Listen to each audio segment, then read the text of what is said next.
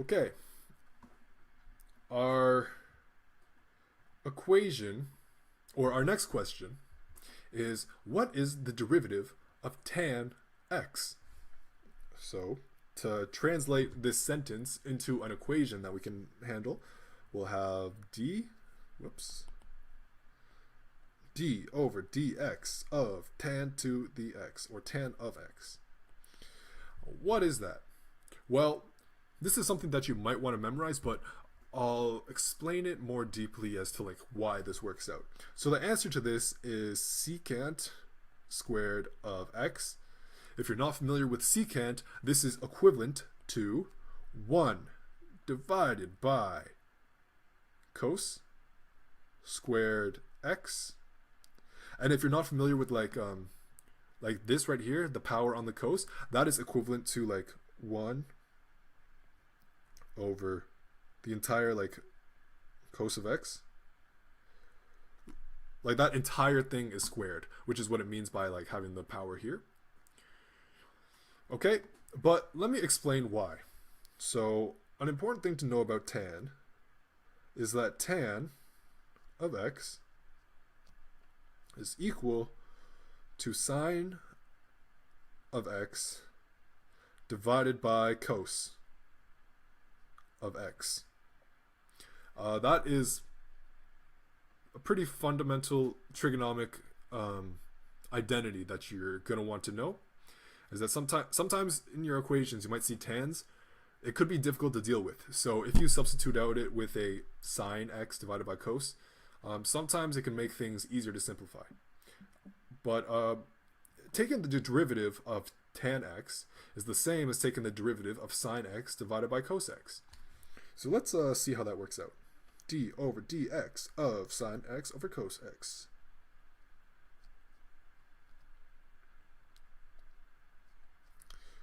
So how do we handle this? We need the quotient rule.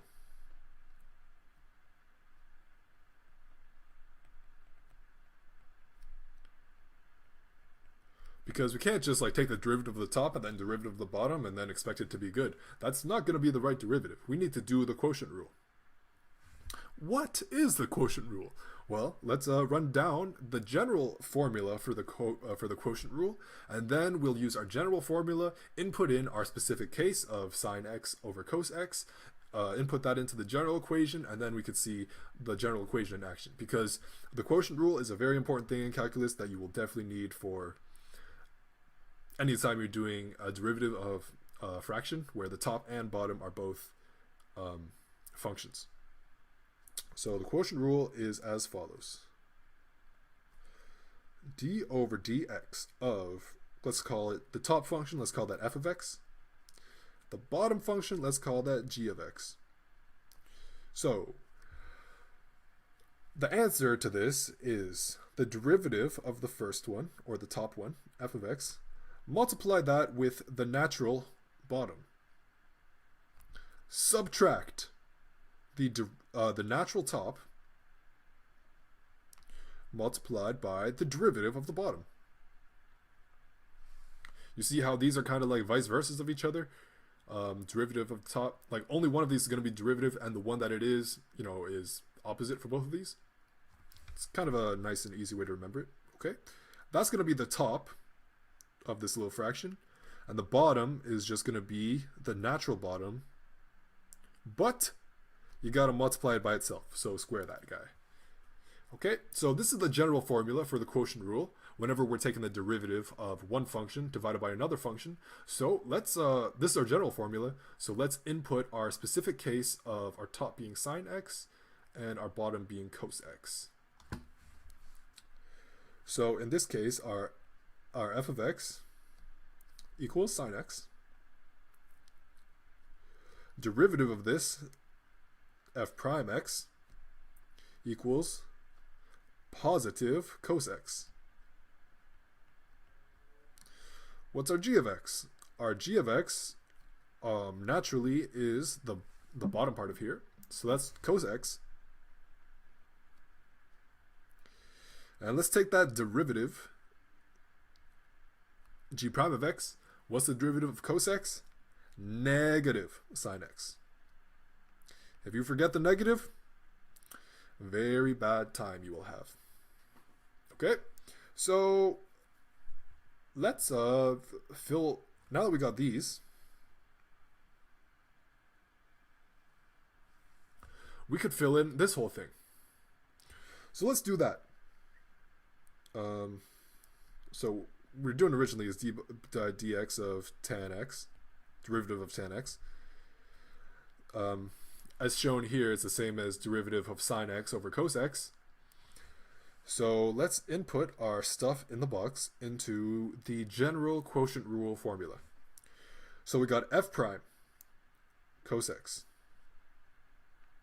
multiplied by the natural of the bottom, which is just cos x. Oh, let's just square the cos x, because it's just cos x times cos x, right? Cool.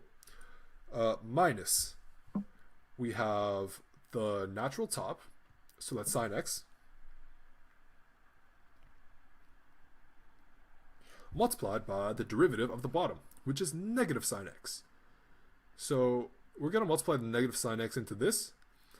That negative plus this negative, those two together, negative times negative becomes a positive. So this becomes positive. And that entire sine x thing becomes squared, because we have g prime multiplied by f, sine times negative sine. The result of that is negative sine squared, but originally we're subtracting, so it becomes positive sine squared. Cool. And the bottom of this whole equation is the natural original bottom, but we got to square it. So we're going to take our g of x, cos of x, and we are going to send it to the square. We're going to square that. Cool. Now, a fundamental trigonomic identity that you are probably going to use a lot in your mathematic magic is that 1 is equal to cos squared x plus sine squared x. This is a super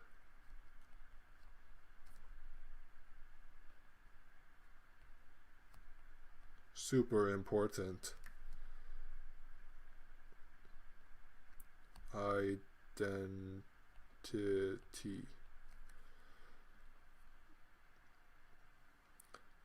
This identity will save your life in many places, and this is one of those places, because you see how the top is, well, you know, you bring that square, you can put it on the cos instead.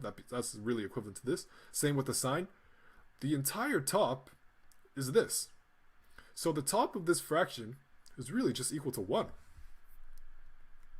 1 over cos squared of x. Hey, would you look at that? This is equal to what we said it was originally.